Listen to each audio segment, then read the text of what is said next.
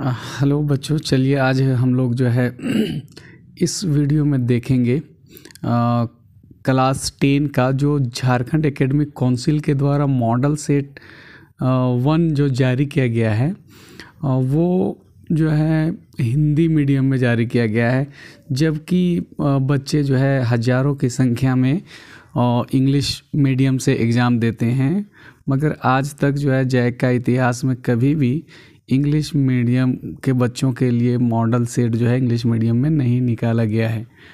तो मैंने बहुत प्रयास किया कि इससे बच्चों को बहुत परेशानी होती है, जिसको दूर किया जाए, और उसी का जो है उसी बीच में हमने जो है इसको हिंदी से इंग्लिश में कन्वर्ट करने का प्रयास किया है। तो आप लोग को ताकि जो है बहुत परेशानी ना हो, और आपसे रिक्वेस्ट है कि आप जो है इस चैनल को सब्सक्राइब कर लें और वीडियो को लाइक कर दें और कमेंट में बताएं कि क्या आपको एसएसटी और सोशल साइंस का भी मॉडल सेट इंग्लिश मीडियम में चाहिए, या बाकी जो भी मॉडल सेट जैक द्वारा जारी किया जाएगा उसका जो है इंग्लिश मीडियम में मैं आप लोगों को प्रोवाइड कराऊं। तो इसके लिए आप लोग को कमेंट करना होगा, आप कमेंट ज़रूर करें। तो चलिए देखते हैं कि साइंस में सेट 1 है, ये मैथ का भी इसी तरह प्रोवाइड कराऊंगा, मगर कमेंट करना होगा कि आप लोग को इससे फ़ायदा पहुंचा है। तो चलिए इसको हम लोग स्टार्ट करते हैं। फर्स्ट क्वेश्चन जो है बोला जा रहा है, which type of mirror is used for making beard. दाढ़ी बनाने में कौन सा मिरर यूज़ किया जाता है। तो हम लोग जानते हैं कनकेव मिरर यूज़ करते हैं। कौन सा मिरर? Concave mirror. तो ऑप्शन सी आपको टिक लगा देना है। दाढ़ी बनाने में कॉनकेव मिरर का यूज़ किया जाता है। Number 2, relation between focal length and radius of curvature of a spherical mirror. एक स्फेरिकल मिरर का रेडियस ऑफ कर्वेचर और फोकल लेंथ के बीच रिलेशन क्या है। तो हम लोग जानते हैं F = R/2। ऑप्शन बी को आपको टिक लगा देना है। और नेक्स्ट जो है क्वेश्चन नंबर 3 है। क्वेश्चन नंबर 3 कह रहा है, which physical quantity remains unchanged in the process of refraction of light। Refraction of light के समय कौन सा लाइट का क्वांटिटी अनचेंज्ड रहता है, मीन्स कि चेंज नहीं होता है।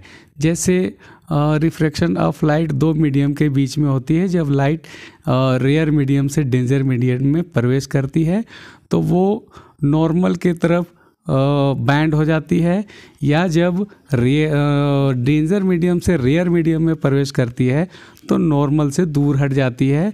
तो इसमें से क्या चीज़ चेंज नहीं होता है during the refraction of light, means कि आपको ऑप्शन नंबर ए को टिक करना है। फ्रीक्वेंसी एक ऐसा क्वांटिटी है जो कि अनचेंज्ड होता है during the process of refraction of light. Question number 4 जो है, question number 4, if the focal length of a convex lens is 1 metre. अगर फोकल लेंथ एक कन्वेक्स लेंस का 1 मीटर है, then what will be the power of lens. तो power, lens का power क्या होगा। तो पावर = हम लोग सब जानते हैं = होता है, पावर = 1/f होता है, 1/f। तो f हमको दिया गया है 1 मीटर, तो p = 1 हो जाएगा, 1। और पावर का जो SI यूनिट होता है वो डायोप्टर होता है, मीन्स 1 डायोप्टर। ऑप्शन बी जो है वो आपका सही हो जाएगा। ऑप्शन बी आपका सही हो जाएगा। नेक्स्ट हम लोग देखते हैं क्वेश्चन नंबर 5 क्या कहता है।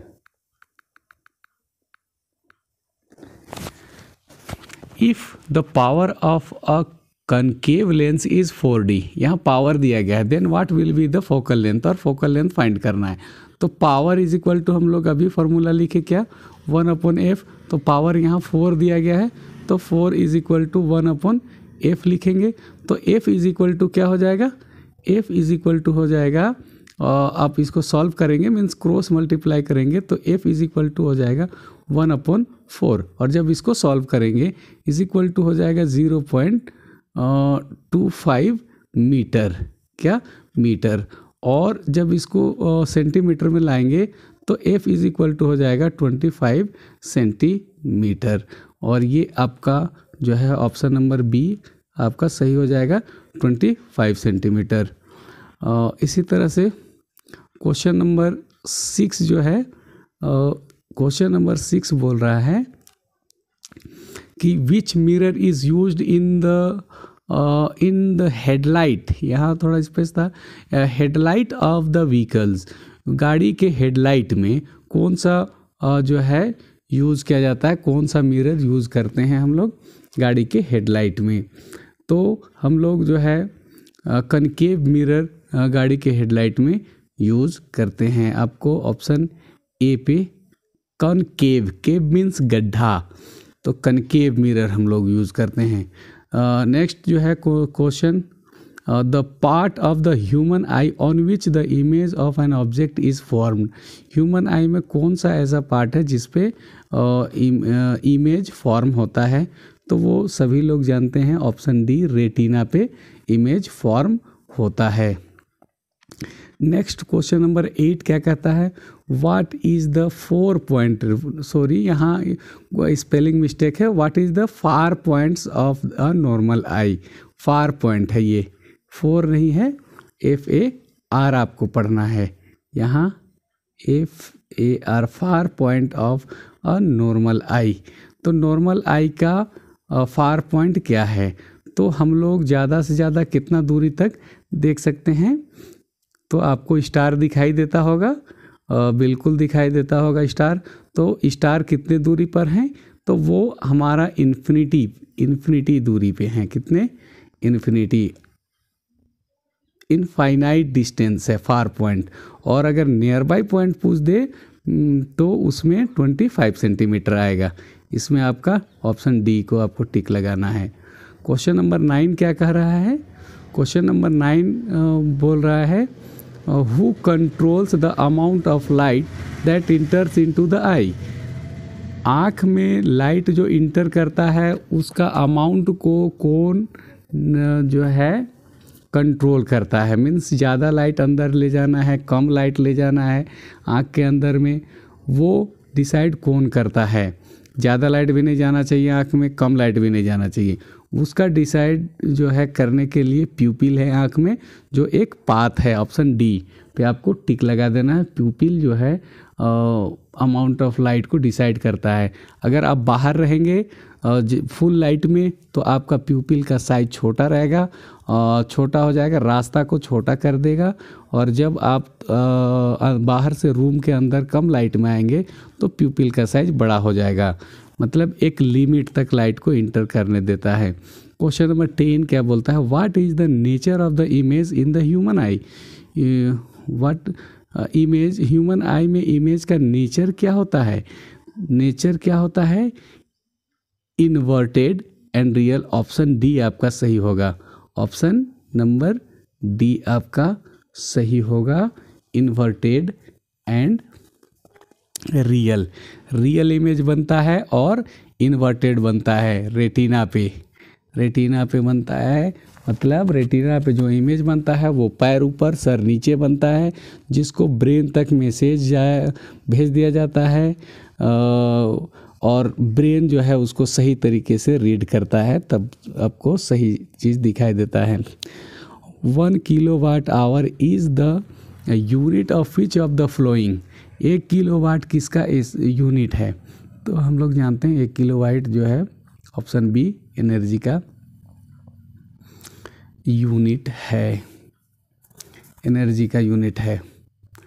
नेक्स्ट देखते हैं हम लोग question 12, coulomb is the SI unit of coulomb is the SI unit of electric charge का। कूलम किसका एसआई यूनिट है? इलेक्ट्रिक चार्ज का, चार्ज क्यू का। मीन्स कि अब क्वेश्चन नंबर 13 देखते हैं। Question number 13, an electric motor is a device which changes. एक इलेक्ट्रिक मोटर एक डिवाइस है जो चेंज करता है इलेक्ट्रिकल, ऑप्शन डी में दिखाई दे रहा होगा, electrical energy into chemical energy, नहीं, electrical energy into mechanical energy. Option B आपका सही ऑप्शन है। ये इलेक्ट्रिकल एनर्जी को मैकेनिकल एनर्जी में कन्वर्ट करता है।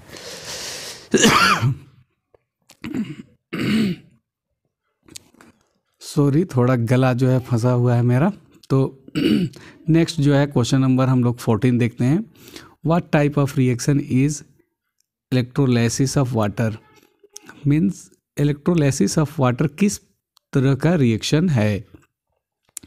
4 ऑप्शन दिया गया है आपका। ऑप्शन बी जो है डिकम्पोजिशन रिएक्शन है इलेक्ट्रोलाइसिस ऑफ वाटर, उसको आपको डिकम्पोजिशन रिएक्शन किस में है? बी ऑप्शन में है, इसको टिक लगा देना है।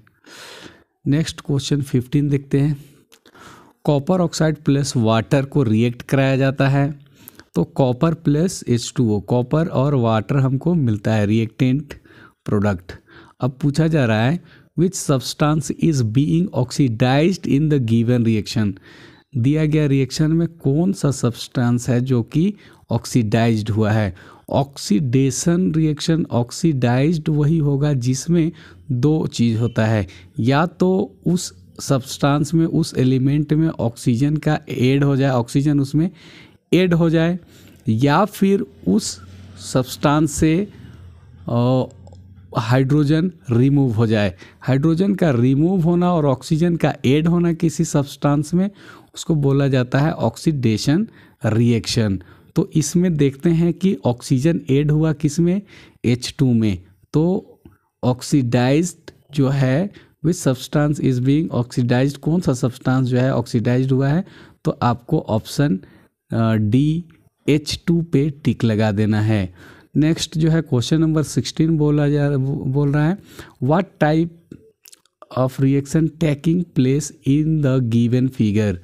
अब गिवन फिगर में किस तरह का रिएक्शन जो है दिखाई दे रहा है। जो फिगर आपको दिखाई दे रहा है उस फिगर में जो है आपको किस तरह का रिएक्शन दिखाई दे रहा है, तो ये डिस्प्लेसमेंट रिएक्शन है। क्या रिएक्शन है? ऑप्शन सी आपका सही हो जाएगा, displacement reaction. Next question number 17, which of the following is an example of a natural indicator. निम्न में से कौन जो है नेचुरल इंडिकेटर है, जो कि कौन एसिड है कौन बेस है उसको बताता है, वो कौन है, बोला जा रहा है कि वो कौन है। तो आपको 4 ऑप्शन दिया गया है, 4 ऑप्शन में आपको लिटमस पेपर जो है वो नेचुरल इंडिकेटर है, टिक लगा देना है सी पे। किस पे? सी पे टिक लगा देना है, लिटमस पेपर। नेक्स्ट जो है क्वेश्चन है, नेक्स्ट क्वेश्चन है आपका the pH value of a solution is 100। ये प्रिंटिंग मिस्टेक है, 100 नहीं हो सकता है pH वैल्यू, ये जो है 10 है। कितना है? ये 10 है, 10, ये 10। The pH value of a solution is 10, which of the flowing would it be. तो ये नीचे में से क्या हो सकता है? हम लोग जानते हैं अगर pH वैल्यू 7 से अगर कम है तो उसको हम लोग एसिड बोलते हैं, 7 से ज़्यादा है उसको बेस बोलते हैं। तो यहाँ डी ऑप्शन में हम लोग टिक लगा देंगे, बेस है। और अगर एग्जैक्ट 7 है तो वो न्यूट्रल होता है, उसको न्यूट्रल बोलते हैं। नेक्स्ट जो है नेक्स्ट क्या है, what does, question number 19, what does the given picture indicates. दिया गया पिक्चर जो आपको दिखाई दे रहा है वो क्या चीज़ को दिखाता है? वो दिखा रहा है आपको जो है warning sign for vessels containing concentrated acid and alkalies means base, इसको यहाँ हम लोग बेस भी, इसको बेस, एसिड और बेस जो कॉन्सेंट्रेटेड होता है उसमें सावधानी बरतने को दिखाई दे रहा है। जो फिगर आपको दिखाई दे रहा है, ऑप्शन डी सही करेक्ट आंसर है। विच acid is present in tamarind, इमली में कौन सा एसिड प्रेजेंट होता है? तो वो एसिड जो है आपका टार्ट्रिक एसिड प्रेजेंट होता है। ऑप्शन बी आपको टिक लगा देना है। क्वेश्चन नंबर 21 बोल रहा है which non metal is found in liquid state at room temperature, कौन सा नॉन मेटल जो है लिक्विड स्टेट में पाया जाता है रूम टेम्परेचर पे? तो ऑप्शन सी जो है आपका करेक्ट हो जाएगा, क्या? Bromine, option number C. Question number 22 which of the following substance is used in making fire extinguisher, fire extinguisher बनाने में कौन सा सब्सटेंस यूज़ किया जाता है? आग बुझाने के लिए जो फायर एक्सटिंग्विशर बनाया जाता है उसमें कौन सा सब्सटेंस यूज़ किया जाता है? तो ऑप्शन बी जो है सोडियम हाइड्रोजन यूज़ किया जाता है। और question number 23 on what basis is the modern periodic table made, means modern periodic table किस बेस पे बना है? Atomic number, atomic mass, structure of atom, size of atom. 23 का ऑप्शन ए जो है करेक्ट हो जाएगा। 23 का वो आपका एटॉमिक नंबर के बेसिस पे पीरियोडिक टेबल बनाया गया है। क्वेश्चन नंबर 24 नेक्स्ट हम लोग देखते हैं 24 क्या कह रहा है। क्वेश्चन नंबर 24 के अकॉर्डिंग जो है विच of the flowing metals is most reactive, मतलब सबसे ज़्यादा रिएक्टिव कौन है? तो ये ऑप्शन ए आपका करेक्ट हो जाएगा, potassium. Question 25 what is the element of compound found naturally in the earth crust called, earth crust पे जो कि नेचुरली पाया जाता है मिनरल्स, उसको क्या कहते हैं? तो आपका ऑप्शन बी जो है वो सही हो जाएगा। मिनरल्स, जो भी कंपाउंड या एलिमेंट अर्थ क्रस्ट पे नेचुरली पाए जाते हैं उनको बोला जाता है मिनरल्स। नेक्स्ट क्वेश्चन नंबर 26 देखते हैं। क्वेश्चन नंबर 26 जो है 26 में which reactive group is present in propanal, NaL नल नहीं है, OL है, NOL, प्रोपेनोल। इसको आपको थोड़ा सुधार कर लेना है, ये प्रिंटिंग मिस्टेक है कि कौन सा एलिमेंट जो है वो प्रोपेनॉल में आता है, वो एल्कोहल है, लास्ट में OL, प्रोपेनल को NOL मीन्स ओल ग्रुप का एल्कोहल। ये ऑप्शन ए आपका करेक्ट हो जाएगा। नेक्स्ट जो है विच of the flowing does not happen in the process of photosynthesis, photosynthesis में क्या नहीं होता है? विच of the flowing does not happen in the process of photosynthesis, release of carbon dioxide, ये फोटोसिंथेसिस का प्रोसेस में नहीं होता है। ऑप्शन सी बिल्कुल करेक्ट हो जाएगा। 28 in which direction does the transport of fertiliser, sorry ये फर्टिलाइजर नहीं हो सकता है, ये फर्टिलाइजर नहीं है, ये रॉन्ग है। मीन्स कि in which direction does the transport of food occurs through phloem in the plants, इसको आप लोग लिख लीजिएगा। In which direction does the transport of food occurs through phloem take place in the plant, ये आपको लिख लेना है, ये फर्टिलाइजर्स प्रिंट मिस्टेक हो गया है। क्या लिखना है, in which direction does the transport of food occurs through the phloem take place in the plant में जो है फ्लोएम के द्वारा खाना किधर सप्लाई किया जाता है। तो ये option only up, only down, सिर्फ ऊपर सिर्फ नीचे खाना सप्लाई किया जाएगा। तो चारों तरफ मीन्स बोथ, ऊपर और नीचे दोनों। ऑप्शन सी आपका सही हो जाएगा। व्हाट इज़ द, ये यहाँ भी प्रिंट थोड़ा मिस्टेक है यहाँ। What is the structural and functional unit of kidney called, means कि किडनी का स्ट्रक्चरल और फंक्शनल यूनिट को क्या कहा जाता है। तो नेफ्रॉन कहते हैं। जो काम करने का यूनिट जो है वो किडनी का नेफ्रॉन है। नेक्स्ट क्वेश्चन 30 देखते हैं हम लोग क्या बोलता है।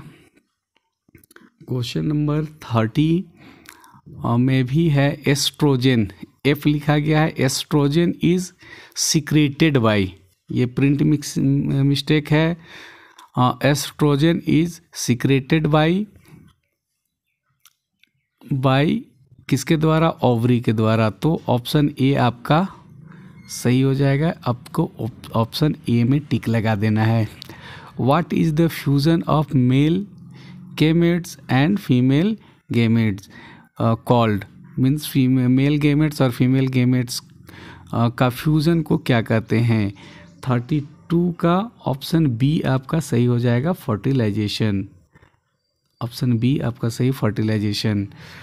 विच reproduction is taking place in the given picture, जो आपको पिक्चर दिखाई दे रहा है उस पिक्चर में कौन सा रिप्रोडक्शन जो है आपको दिखाई दे रहा है। तो ये जो पिक्चर दिखाई दे रहा है उसमें ऑप्शन ए करेक्ट हो जाएगा, क्या, बडिंग। ऑप्शन ए करेक्ट हो जाएगा, बडिंग।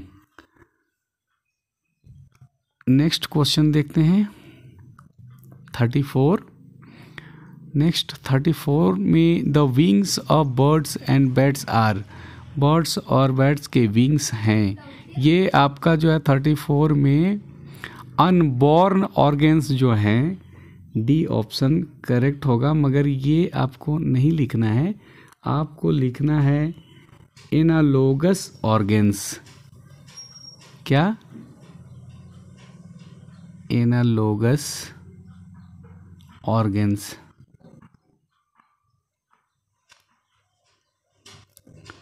एनालोगस ऑर्गेन्स ये आपको लिखना है, एनालोगस ऑप्शन।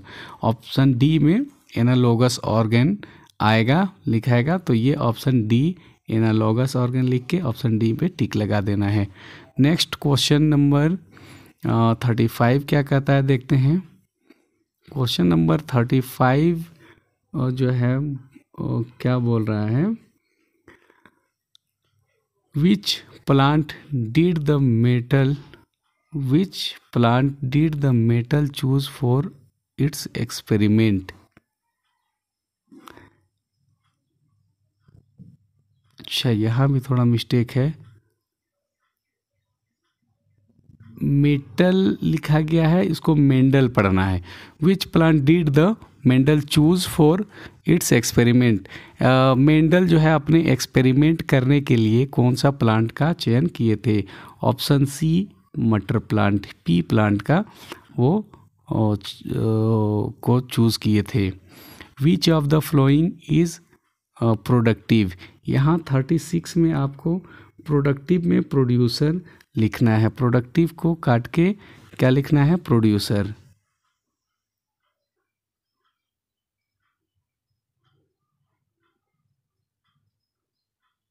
प्रोड्यूसर लिखना है, प्रोड्यूसर।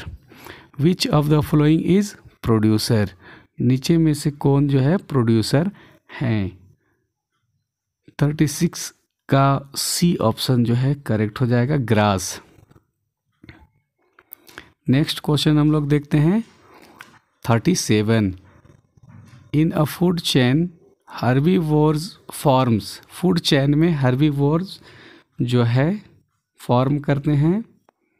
यहाँ स्पेलिंग थोड़ा मिस्टेक है, उसको मैं बता दे रहा हूँ, आप उसको सुधार लें। फर्स्ट ट्रोफिक लेवल, ये फर्स्ट पॉपी जो लिखा गया है उसमें first trophic level, first trophic level, second trophic level, third trophic level, trophic वहाँ पॉपी के जगह में ट्रोफिक लिखना है आपको, ट्रोफिक लेवल लिखना है। Means in a food chain में जो शाकाहारी होते हैं वो कहाँ आते हैं, फर्स्ट ट्रोफिक लेवल में, सेकेंड, थर्ड और फोर्थ और ट्रोफिक लेवल में आते हैं, ये आपको बताना है। तो ऑप्शन ए आपका करेक्ट हो जाएगा। ऑप्शन ए में आपको लिखना है फर्स्ट ट्रोफिक लेवल। स्पेलिंग या प्रिंट मिस्टेक है। और next 38, the depletion of ozone layer is responsible, the depletion of ozone layer is responsible for, means कि which gas is responsible for depletion of ozone layer, which gas is responsible for depletion of ozone layer. Ozone layer के depletion के लिए पतला होते जा रहा है ozone layer, उसके लिए कौन सा गैस जिम्मेदार है, कौन सा गैस रिस्पॉन्सिबल है? तो option B CFC correct option हो जाएगा। नेक्स्ट क्वेश्चन नंबर 39 देखते हैं। Which of the following is not an example of biomass energy. Biomass energy का नीचे में से कौन सा एग्जाम्पल नहीं है? वुड बायो है, डग गैस ये भी बायो है, कोल ये भी बायो है, सिर्फ न्यूक्लियर एनर्जी जो है वो बायोमास एनर्जी नहीं है। ऑप्शन सी आपका करेक्ट हो जाएगा। और ये ऑप्शन क्वेश्चन नंबर 40 लास्ट जो ऑब्जेक्टिव टाइप क्वेश्चन है उसका लास्ट जो है, What should be the minimum speed of the wind for the production of wind energy? Wind energy के प्रोडक्शन के लिए हवा का कम से कम कितना स्पीड होना चाहिए? तो वो है आपका option A minimum 40 kilometre per hour होना चाहिए विंड एनर्जी को जो है इलेक्ट्रिकल एनर्जी या दूसरे एनर्जी में प्रोडक्शन विंड एनर्जी में बनाने के लिए 15 किलोमीटर पर आवर होना चाहिए। तो ये ऑब्जेक्टिव टाइप का क्वेश्चन जो है हम लोग इंग्लिश मीडियम में इतिहास में पहली बार जैक बोर्ड का मॉडल सेट को मैं करा पाया। और अगर इसमें कुछ मिस्टेक अगर हुआ हो तो आप सजेस्ट कर सकते हैं। अगर आपको उसमें लगता है कि कुछ सुधार करना चाहिए तो आप कमेंट बॉक्स में करें। और बाकी जो भी पेपर है उसका भी इंग्लिश मीडियम में अगर आपको चाहिए तो आप कमेंट ज़रूर करें। मैं आपको जो है सारा इंग्लिश मीडियम में प्रोवाइड कराऊंगा, क्योंकि यहाँ बहुत सारे बच्चे इंग्लिश मीडियम में जैक बोर्ड से 10th का एग्ज़ाम देते हैं। तो मैं उसको प्रयास करूँगा कि सारा आपको प्रोवाइड कराऊँ। तो कमेंट करें अगर आपको इस वीडियो से फ़ायदा पहुंचा है तो, और वीडियो को लाइक कर दें और वीडियो को ज़्यादा से ज़्यादा बच्चों को शेयर करें ताकि वो भी इससे लाभ उठा पाएँ, क्योंकि वो बच्चे बहुत परेशान होते हैं। बाकी डिस्क्रिप्टिव जो क्वेश्चन है उसको भी मैं आपको करा दूंगा। आपको अगर इस तरह का वीडियो से आपको अगर फ़ायदा पहुंचा है तो कमेंट ज़रूर करें, मैं आपको वो प्रोवाइड कराऊंगा। डिस्क्रिप्टिव टाइप का क्वेश्चन भी, मैथ का भी, अगर आपको SST का भी चाहिए इंग्लिश मीडियम में तो कमेंट ज़रूर करें, मैं आपको प्रोवाइड करा दूंगा। और चैनल को सब्सक्राइब भी कर लें ताकि जो है जब भी इस तरह का वीडियो अपलोड किया जाए तो आपको नोटिफिकेशन मिल जाए।